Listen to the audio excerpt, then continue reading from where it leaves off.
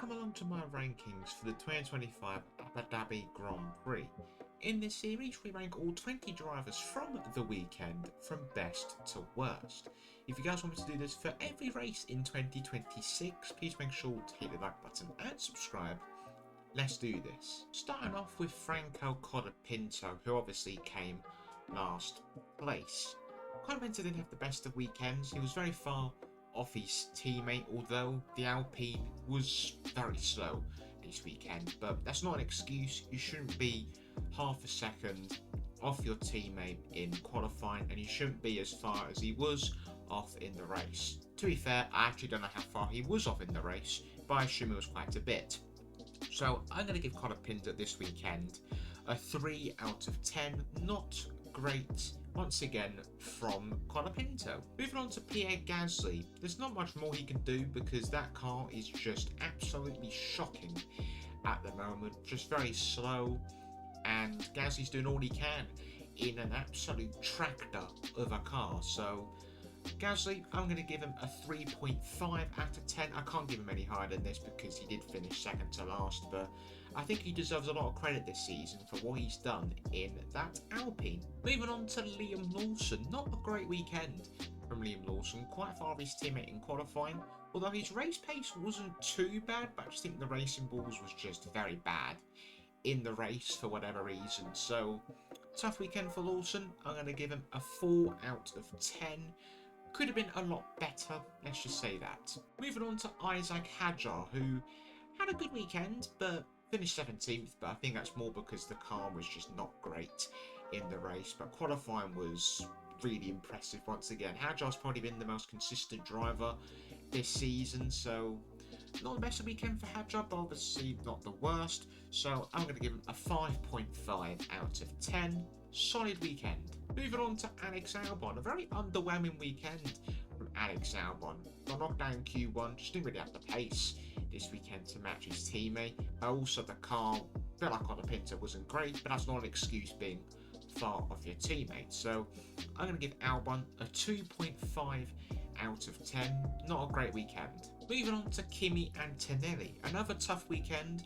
Antonelli hasn't had one of these for a couple races though, so I will let him off slightly this weekend. Hopefully this is just a one-off, and hopefully next season he'll bounce back even stronger and get some more podiums, maybe even some race wins, maybe. But this weekend wasn't great, very far off his teammate for whatever reason, so I'm going to give him a 2.5 as well, like Alex Albon. Moving on to Yuki Tsunoda, and I think Yuki Tsunoda had a pretty solid weekend considering 1, the second Red Bull seat, and 2, trying to help his teammate win the championship. Obviously, that didn't work.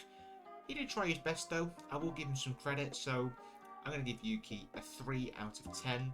The reason I'm giving him this low was because Verstappen got pole and he gets P10, but to be fair, he didn't really set his lap in qualifying, which kind of compromised his race. So maybe this is a bit too low. Let me know in the comments if you think Tsunoda should be higher. Moving on to Carlos Sainz, a bit of an underrated weekend for Carlos Sainz. Even though the Williams was really bad, he did nearly get a point in this race because I think the midfield was just so closely matched in the race. The whole midfield's changing throughout the Grand Prix, so that's what made the Grand Prix 1 really exciting and 2 just really exciting in general. But Sainz, not the best weekend he's ever had, but certainly not the worst. I'm going to give him a 5 out of 10. Okay for Carlos Sainz, but could have been a little bit better. Moving on to Ollie Behrman, a solid weekend from Ollie Behrman, but got outpaced by his teammate this weekend for the first time for a long time.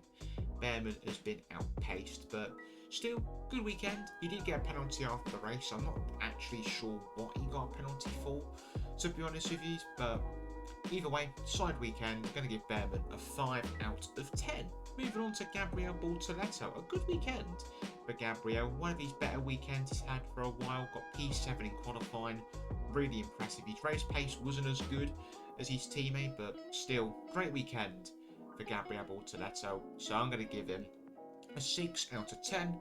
Really solid indeed. Moving on to Lance Stroll, probably one of his better weekends he's had for quite a while. Yes, he qualified 15th, but his race pace was really impressive. I mean, he was overtaking cars like it was nothing, basically, and did get a point in the end. Could have had 2 points if it wasn't for his penalty he got at the end of the race, but good weekend for Stroll. Could have been better in qualifying. The race was brilliant. Going to give him a 6 out of 10, like a Bearman. Moving on to Nico Hulkenberg. Not a great qualifying, but his race pace, really, really impressive. Great recovery drive from the German, and hopefully, heading into next year, he can have more of these drives. Because basically since Silverstone, he's been a bit underwhelming, so I hope heading into next year, he'll be basically how he was at the end of the season. But I'm going to give Hulkenberg a 7 out of 10 for this weekend. A brilliant recovery drive in the race. Moving on to Lewis Hamilton, and a solid recovery drive as well from Lewis Hamilton. He was the first place of the 2 stoppers, nearly got P6, could have got P7 as well, but P8 is still a solid recovery drive for Lewis Hamilton, but you should be going out in Q1, especially in that Ferrari, so I'm going to give Hamilton a 5 out of 10. Still not great, but a little bit better than the last couple weekends. Moving on to Esteban Ocon, and probably one of his better weekends of the season, probably his best weekend of the season. Qualified P8, finished P7, really, really good. Not much more he could have done. Maybe he could have qualified 1 place higher, maybe he could have finished 1 place higher, but I'm just nitpicking at this point. Going to give Ocon an 8 out of 10, a great weekend for Esteban Ocon. Moving on to Fernando Alonso, flawless weekend from the Spaniard. Qualified P6, finished P6, nothing more he could have done to get a better result. The top 5 were just another planet in that race, so I'm going to give Alonso a 10 out of 10. You're probably wondering why this is a 10 out of 10. I usually give 10s when they can't get any more than what they should, and Alonso couldn't get any more than what he did, so that's why I gave him a 10 out of 10. Moving on to George Russell. Solid weekend once again for George Russell. I'm kind of getting bored of saying this, he's just so consistent. I mean, he didn't muck up the start, but he recovered well. I don't think he was going to beat Leclerc, because I think the Ferrari was a bit faster in the race, but got the maximum he could, in my opinion, so I'm going to give him an 8.5 out of 10. Another flawless weekend from George Russell. Moving on to Charles Leclerc, a great weekend for Charles Leclerc. I feel like Russell and Leclerc had similar weekends, but Leclerc got a better race result, so that's why I'm going to give him a bit higher in my driver ratings. So I'm going to give him a 9 out of 10. Good weekend from Charles Leclerc, considering that Ferrari looked pretty terrible. Moving on to your world champion, Lando Norris. First of all, well done to Lando Norris, fully deserved world championship. I always say whoever wins the championship, they deserve to win the championship. And Norris won it, so he deserves to win the championship. But his weekend wasn't the best, but it wasn't the worst either. Just did everything he needed to do to win the championship. So I'm going to give him an 8 out of 10. A solid weekend from Lando Norris. To be fair, that probably was a bit too high, but I'm giving him an extra point because he won the championship. So, like I said, fair play to him. But moving on to Oscar Piastri. A good weekend from Oscar Piastri, to be honest. I didn't expect it to be as good as what he was. But to be fair, McLaren mucked him up with the strategy. For some reason, they've been out so long. I think they were hoping for a safety car with him or something like that, because the fact they let Verstappen catch him and pass him was a bit embarrassing, to be honest with you. So, Piastri did nothing wrong, as per usual. I'm going to give him a 9 out of 10. A great weekend, which deserved a lot more from the season he had. And last but not least, Max Verstappen, who dominated the weekend, got pole on the race, did everything he could to try and win the championship.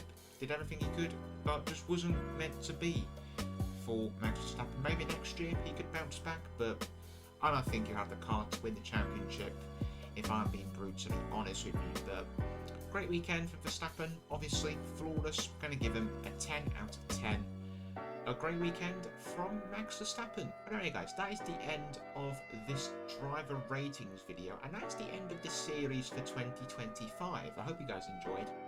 If you did, please like and subscribe. Let me know in the comments how I could make this series better. I've enjoyed every moment of this series, and I'm hoping we can do this again next season for the whole 24 races. Thanks for watching, and I'll see you guys for a new video coming soon.